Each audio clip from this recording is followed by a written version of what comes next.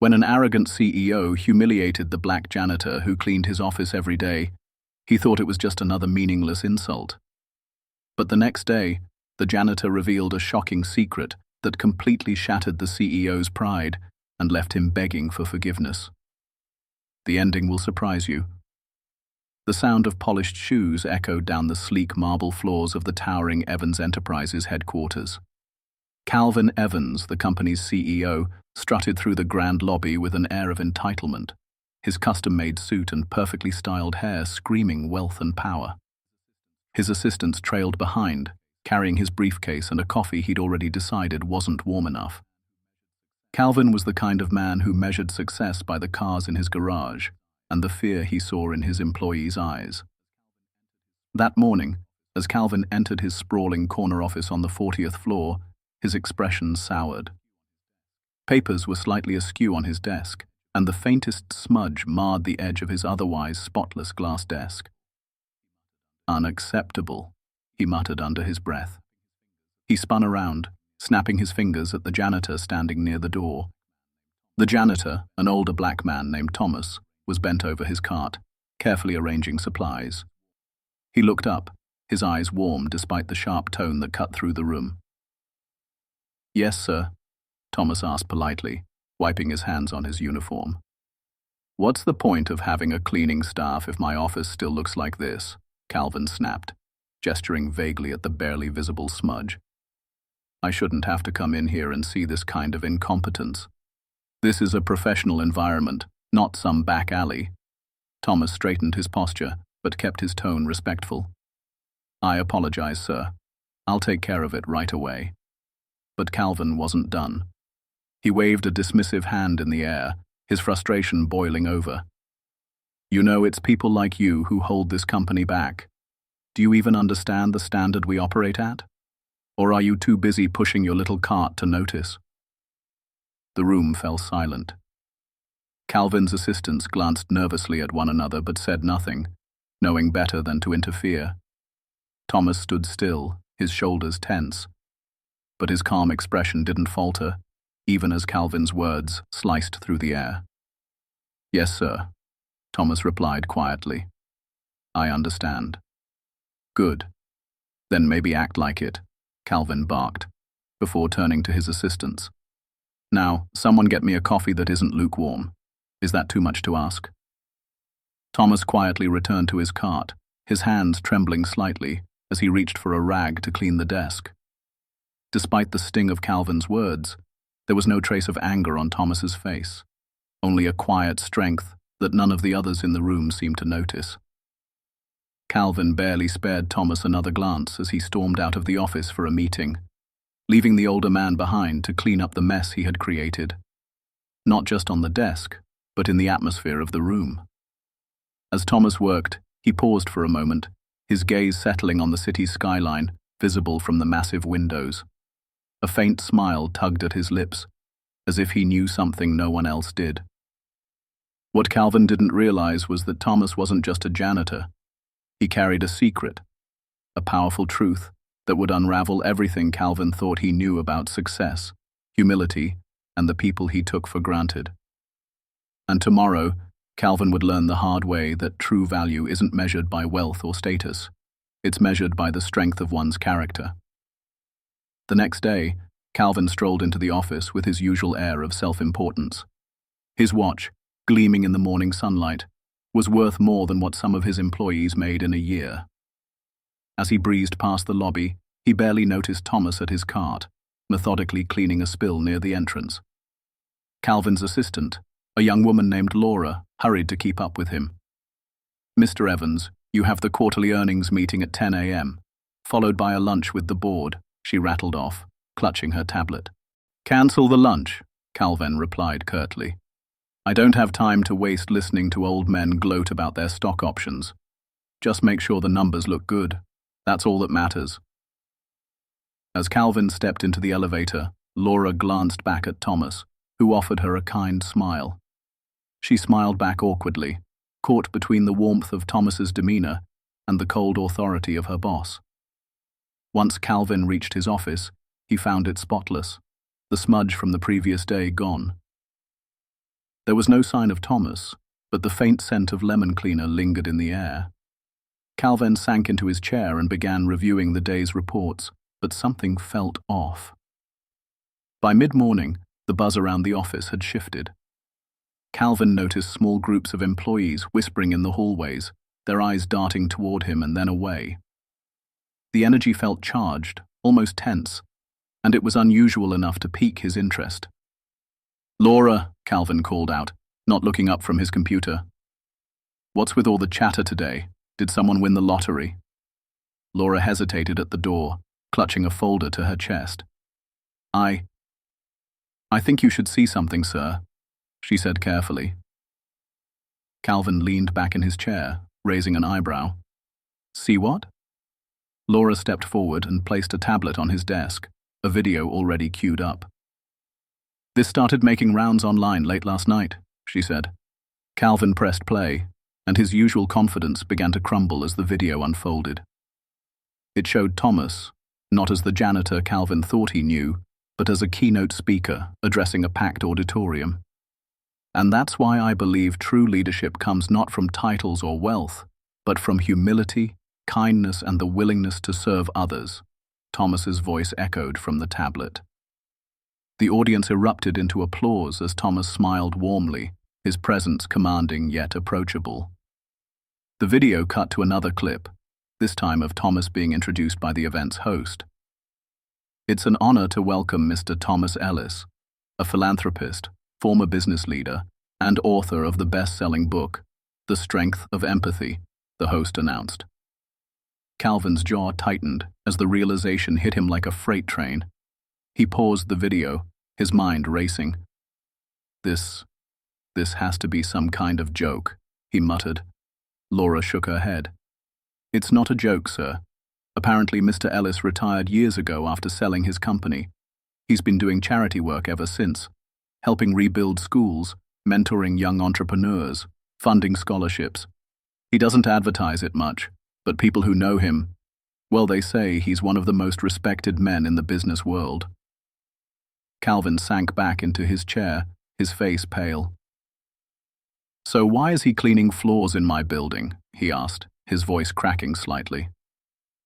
"I don't know," Laura admitted. "But maybe you should ask him." The weight of her suggestion lingered in the room. For the first time in a long while, Calvin didn't have a quick retort. Instead, he stared at the paused image of Thomas on the screen, the man he had insulted just 24 hours earlier. Outside Calvin's office, the hum of conversation grew louder. Employees had started sharing the video, and whispers about Thomas's true identity spread like wildfire. Calvin couldn't ignore it any longer.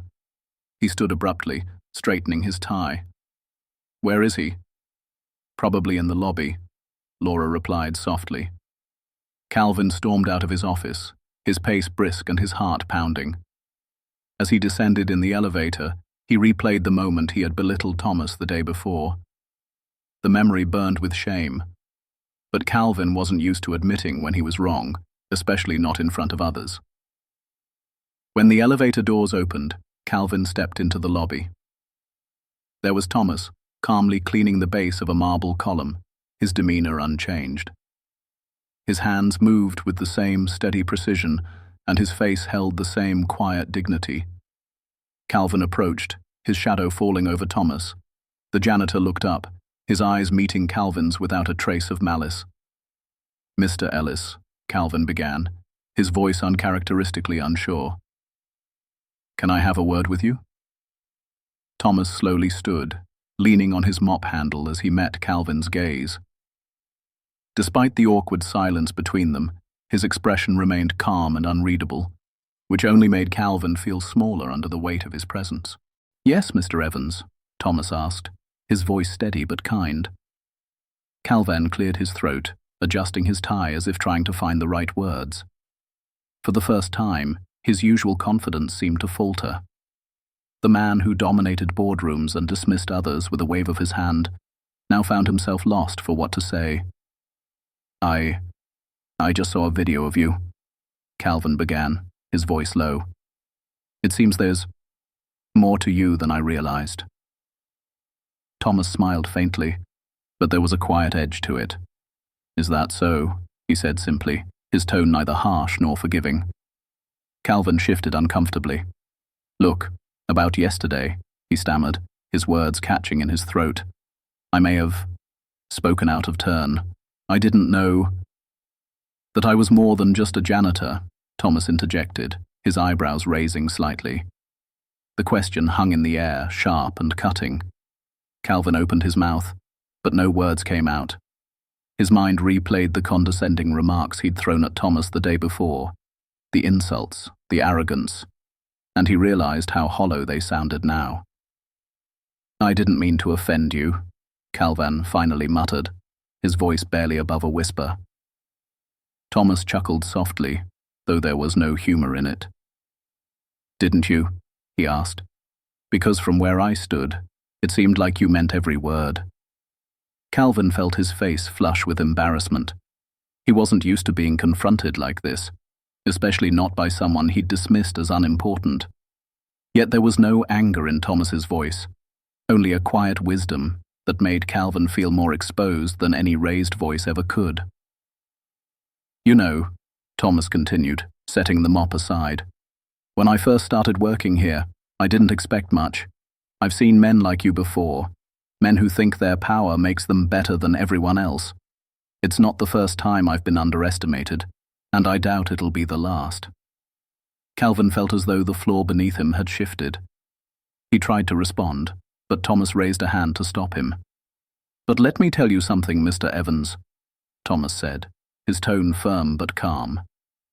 "It's not your title, your money, or the size of your office that defines you. It's how you treat people, especially the ones you think don't matter." The words hit Calvin like a hammer. He glanced around, realizing that a few employees had stopped to watch the exchange from a distance. Normally, he'd demand they get back to work, but now he couldn't bring himself to do it. "Why are you here?" Calvin finally asked, his voice tinged with genuine curiosity. "If you're this accomplished, why are you working as a janitor in my building?" Thomas studied Calvin for a moment, as if weighing how much to say. Then he crossed his arms, leaning back slightly. "Because sometimes people need to be reminded of what matters," he replied. "I spent years in boardrooms just like yours. I built a company from nothing and sold it for more than I ever dreamed. But along the way, I realized something. Success without purpose is hollow." Calvin blinked, unsure of how to respond. Thomas continued, his voice softening. "After I retired, I decided to spend my time where it mattered most.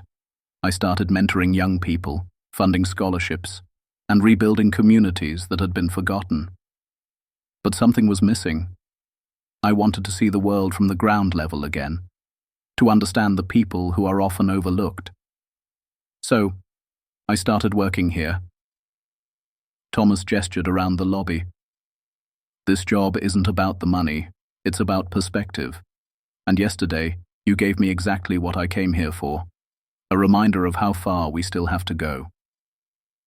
Calvin swallowed hard, the lump in his throat making it difficult to speak. He'd spent his entire career building walls around himself, using wealth and power as a shield. Now, standing before Thomas, those walls felt paper-thin. "I'm sorry," Calvin said, his voice barely audible. "I shouldn't have treated you that way." Thomas tilted his head, studying Calvin carefully. "It's not me you owe an apology to," he said. "It's everyone else in this building who's felt the weight of your arrogance, but didn't have the power to speak up.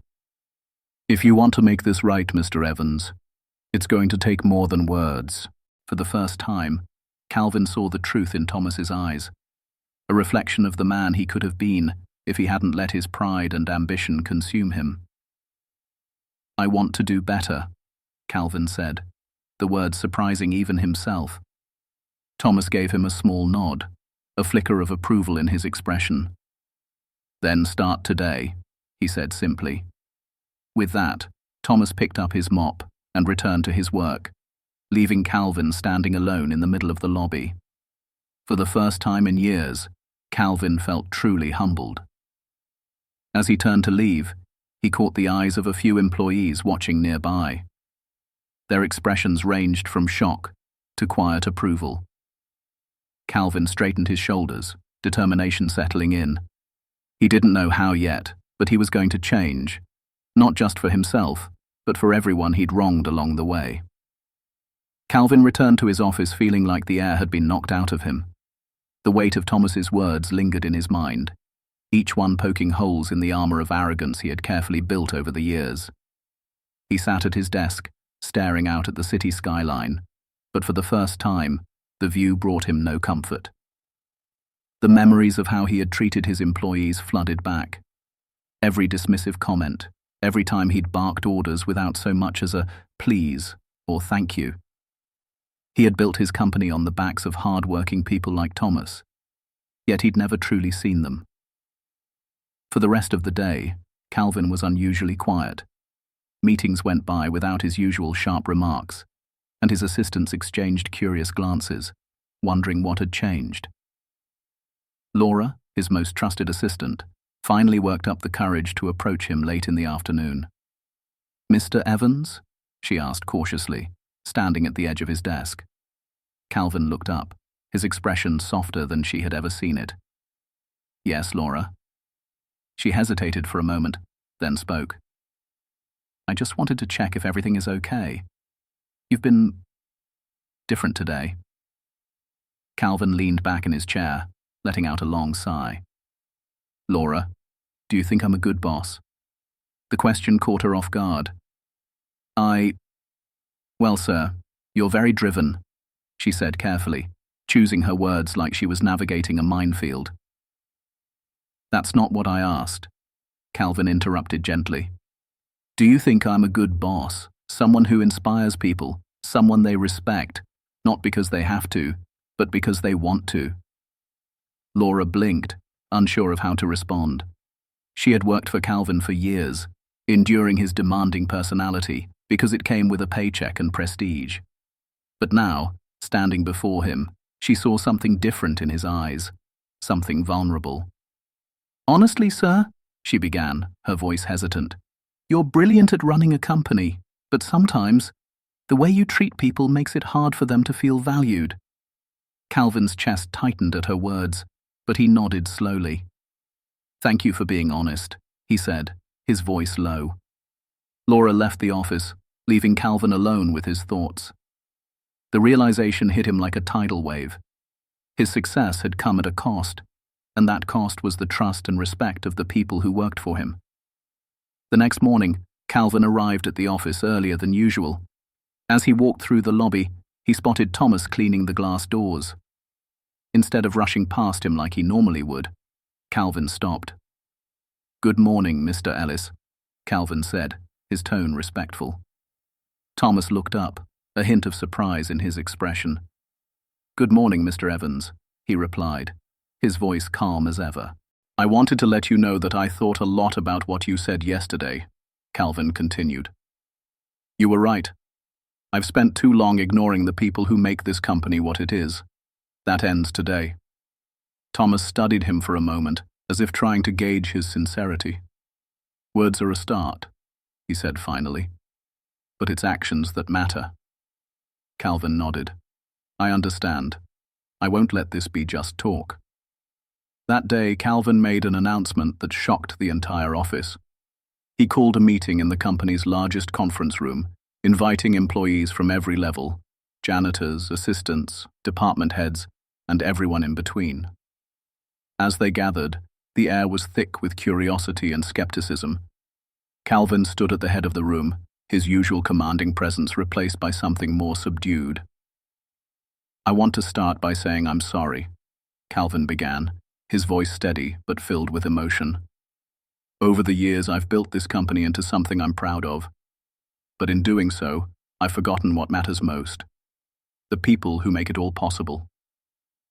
Murmurs rippled through the crowd. Employees exchanged glances, their expressions a mix of surprise and disbelief. "I've been arrogant," Calvin admitted. "I've treated some of you with disrespect, and for that, I'm deeply sorry. I won't pretend that one apology makes up for years of mistakes, but I'm committed to doing better." He paused, scanning the room. His eyes briefly met Thomas's, who stood quietly at the back of the room, his face unreadable. To start, I'm implementing a few changes, Calvin continued. Effective immediately, every employee, regardless of position, will have access to leadership training and development opportunities. We'll also be creating a committee where employees can voice their concerns directly to me, anonymously, if they choose. No more fear, no more feeling unheard. The room fell silent. It was a stark contrast to the Calvin Evans they knew, a man who once ran the company with an iron fist, now standing before them, humbled and vulnerable. And one more thing, Calvin added, his voice softening. I want you all to know that no matter what your title is, you matter. Whether you're cleaning the floors or leading a department, your contributions are what keep this company alive. I'm here to listen, to learn, and to make sure you feel valued. As he finished, the room erupted into applause. It wasn't unanimous. Some clapped hesitantly, unsure if this change was real, but others cheered loudly, their faces lighting up with hope. At the back of the room, Thomas watched quietly, a faint smile playing at the corners of his lips. He knew Calvin's journey was just beginning, but in that moment, he saw the first glimmer of true change. The weeks that followed were unlike anything Calvin or his employees had ever experienced. True to his word, Calvin began taking visible steps to rebuild the trust he had broken. He held open forums where employees could share their concerns, and he even joined the janitorial staff one evening to better understand the challenges they faced. For the first time, Calvin saw his company through new eyes, not as a hierarchy of roles and titles, but as a community of people who each played a vital part. But change is never easy, and Calvin's transformation was soon put to the test. One morning, Calvin received a call from one of his biggest clients, Mark Brenner, a billionaire investor who had poured millions into Evans Enterprises. Mark was known for his no-nonsense attitude and ruthless approach to business, and he had little patience for Calvin's newfound humility. Calvin, Mark barked through the phone. I just heard you've been wasting time on these employee morale stunts. What's this nonsense about sitting with janitors and hosting forums? You're the CEO, not some motivational speaker. Calvin gripped the phone tightly, his old instincts urging him to agree, to revert to the man who had once cared only about profits. But then he thought of Thomas, the quiet dignity in his eyes, the strength in his words. Calvin took a deep breath. It's not nonsense, Mark, he replied, his voice steady. If we want this company to thrive, we need to value every person who works here. That includes the janitors, the assistants, and everyone else you think doesn't matter. There was a long pause on the other end of the line. You're going soft, Mark finally said, his tone dripping with disdain. Companies aren't built on feelings. They're built on results. And results come from people who feel respected and supported, Calvin countered. You've invested in my company because you trust me to lead it. And I'm telling you, this is the right way forward, Mark scoffed. We'll see how long this idealism lasts, he muttered before hanging up. Calvin stared at the phone, his heart pounding. Doubts crept into his mind. Had he made a mistake? Was he risking everything by trying to change? But then he remembered the applause in the conference room, the hopeful smiles on his employees' faces. For the first time in years, Calvin wasn't just chasing numbers. He was fighting for something real. That afternoon, Calvin received a visit from Thomas. The older man stood at the doorway to Calvin's office, a small smile on his face. Got a minute? Thomas asked. Of course, Calvin said, gesturing for him to sit. Thomas didn't sit. Instead, he stepped forward, holding a small envelope. I wanted to give you this, he said. Calvin took the envelope and opened it, pulling out a handwritten note. It read, True leadership is not about being in charge. It's about taking care of those in your charge. Keep going. Calvin looked up, his throat tightening with emotion. Thank you, he said softly. Thomas nodded. You're doing good work, Calvin. But remember, it's not about proving anything to me or anyone else. It's about making sure the people around you feel seen and valued. That's the only thing that matters. As Thomas turned to leave, Calvin called out, Thomas, I don't think I've ever asked this, but why did you choose to work here? Thomas paused, his hand on the doorframe. Because this place needed a reminder, he said simply, and now I think it's starting to find its way. Months passed, and the changes Calvin implemented began to bear fruit. Employee satisfaction rose, productivity improved, and even clients started to notice the shift in the company's culture. Mark Brenner, ever the skeptic, grudgingly admitted that Calvin's new approach seemed to be working. But for Calvin, the most rewarding moment came during the company's annual holiday party. As employees and their families filled the beautifully decorated ballroom, Calvin spotted Thomas sitting at a corner table, quietly chatting with a group of young interns. Calvin walked over, holding 2 glasses of sparkling water. Mind if I join you? He asked. Thomas smiled and gestured to an empty seat. Not at all. As they sat together, Calvin looked around the room, watching his employees laugh, dance, and celebrate. The energy was different this year, lighter, warmer. You know, Calvin said, turning to Thomas, I used to think success was about climbing to the top, but now I see it's about lifting others up along the way. Thomas raised his glass in a silent toast. His smile filled with quiet pride. Now you're getting it, he said. As the evening went on, Calvin felt something he hadn't felt in years. Peace. For the first time, his success wasn't measured in profits or accolades, but in the lives he had touched and the lessons he had learned. And it all started with one man, a janitor with a secret, who taught him that the greatest wealth comes not from what you have, but from how you treat others.